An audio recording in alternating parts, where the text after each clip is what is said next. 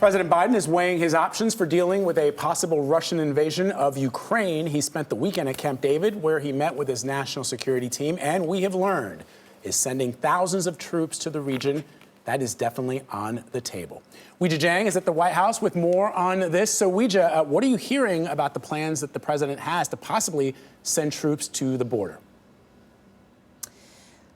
Vladimir and Marie, it's great to see you. I must say that you guys look fantastic on this new set, and it's a pleasure to be with you here always. But in terms of what President Biden is thinking about, we do know, according to Pentagon sources, that he is considering sending several thousand U.S. troops along with equipment to the eastern flank of the border there that would impact other countries, NATO countries, for example, Lithuania and Latvia. But those countries have to actually formally request assistance first, and that has yet to happen as far as we know. We also know that the number of U.S. troops could increase tenfold if Russia actually conducts a full-blown invasion. So this is something that the president is heavily weighing, which is very different, you guys, because initially the White House was so focused on dialogue and diplomacy.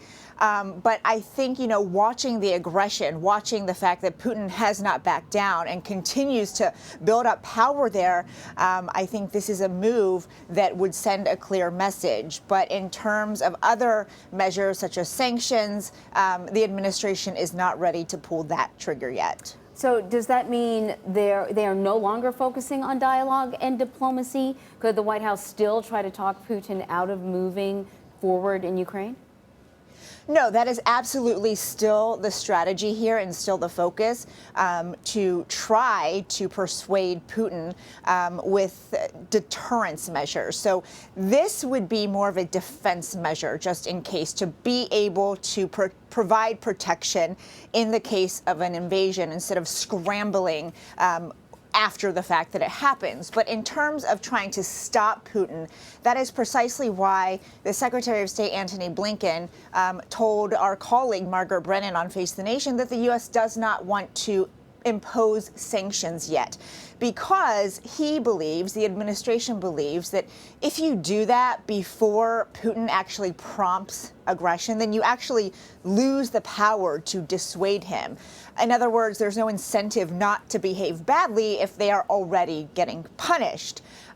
Some members of Congress, though, Republicans, are pushing back on that. They oppose the decision to hold off on issuing sanctions because they say the time to act is now. They want President Biden to send a clear message to Putin that this is not acceptable, that there will be even more dire consequences if you move ahead.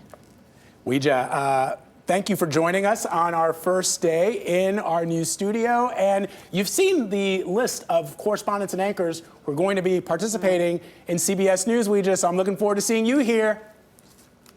Me too, guys. I hope that's in person sooner than later. I miss you. I love seeing you like this, but one of these days soon we will be somewhere together enjoying each other's company, bringing people the news. Thank you, Weijia. Thanks.